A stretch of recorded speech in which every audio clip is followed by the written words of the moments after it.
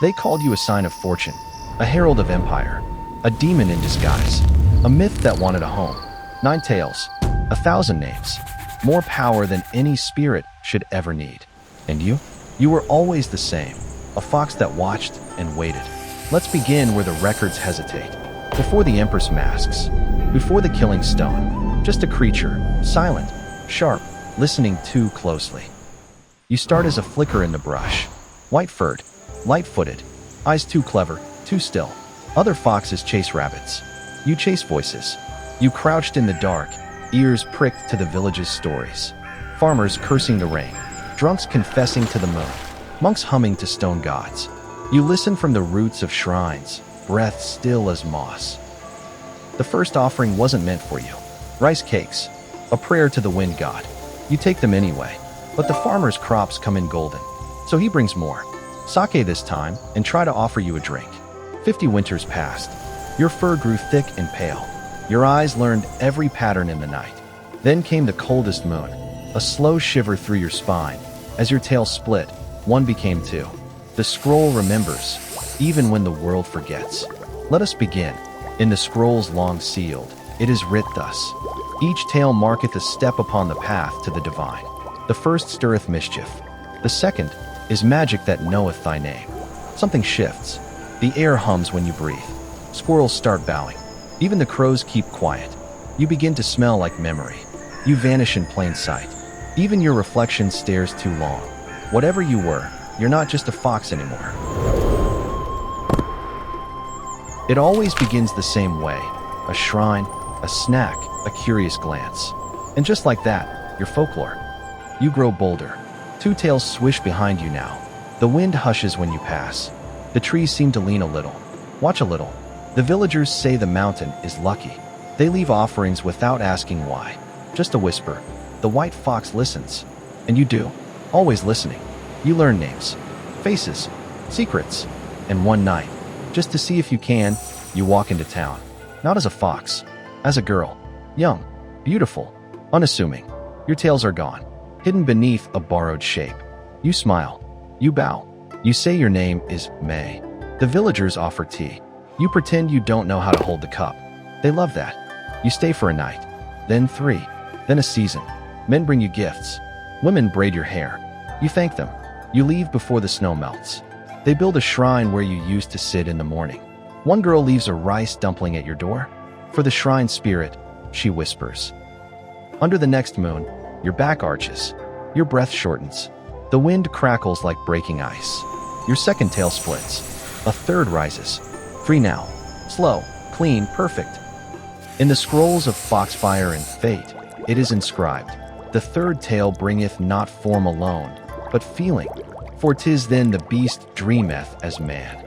And lo, if thine eyes still linger upon this tale, then thy fate is entwined. Mark this scroll with thy favor, and become as legend among us. You keep moving. Every town gives you a new name. You learn which lies make people smile. You learn how to say thank you with eyes that never blink. You told yourself it was just another mask, just another evening in a warm house.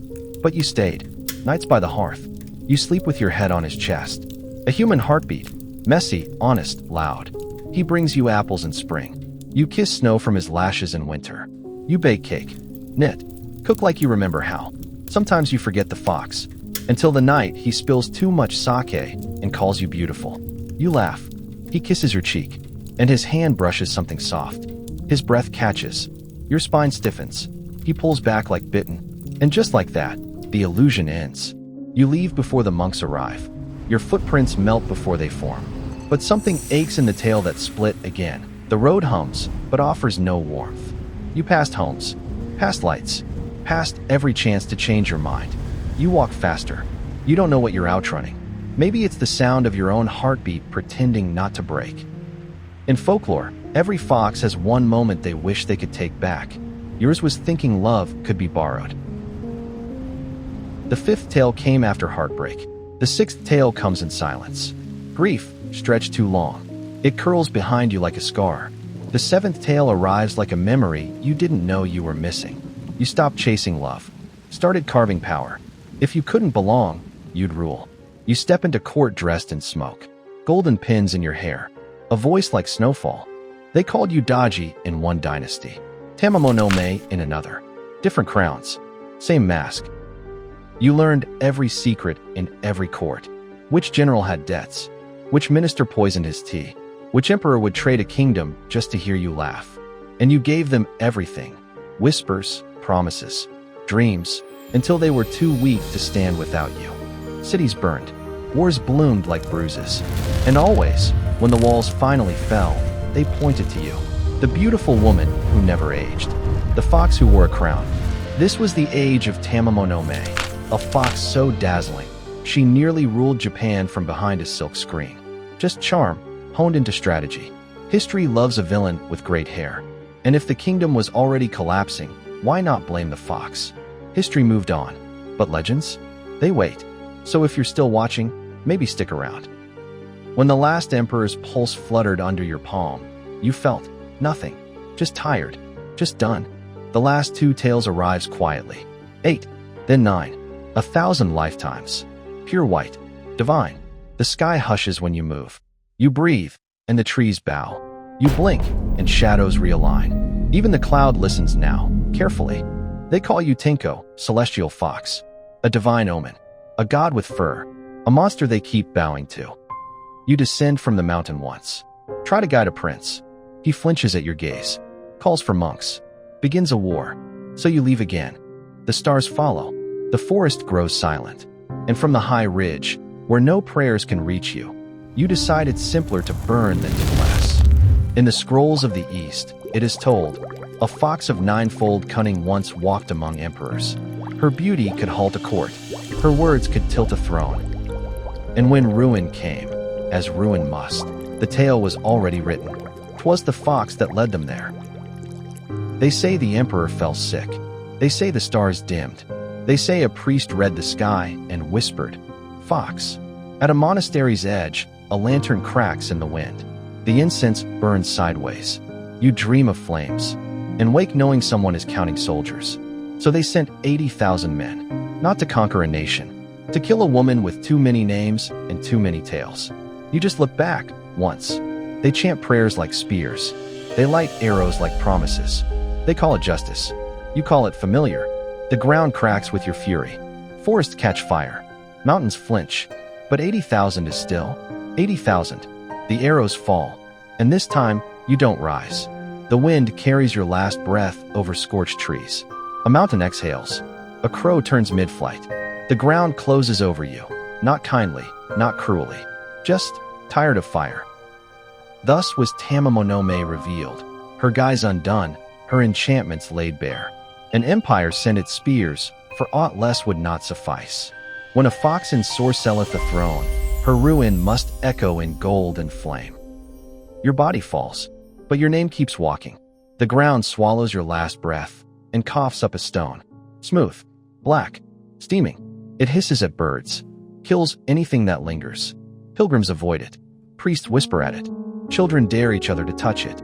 You become a caution sign carved in granite. The empire forgets why it feared you, but still avoids the path where your shadow fell. Centuries pass, and then one morning, a crack splits the stone. The wind shifts. Foxfire flickers in the mist. And somewhere, far too quietly, something breathes. In the year of 2022, the Sesshō-seki, that stone which sealed the spirit of Tamamo-no-Mae, did sunder. Some whispered of erosion. Others knew. The fox stirreth once more. The world watched and jested, as mortals oft do before the storm. Years pass like mist over stone. The world forgets your crimes, but not your story. A child kneels before the cracked rock. She lights a candle, whispers a wish. Some say your soul dissolved into the wind. Some say it lingers, just out of sight, watching emperors dream and children pray. You were never the monster, just the warning. Not cursed, not divine, just a fox who stayed too long and learned too much. Some speaketh thus: when the killing stone was rent asunder, so too was Tamamo-no-Mae set loose upon the wind. Others whisper she walketh still, beneath a borrowed name, behind a softer smile, awaiting the day when folly repeateth itself. If you've stayed this long, tell me, Was she ever a monster? Or just the name they needed to forget their own sins?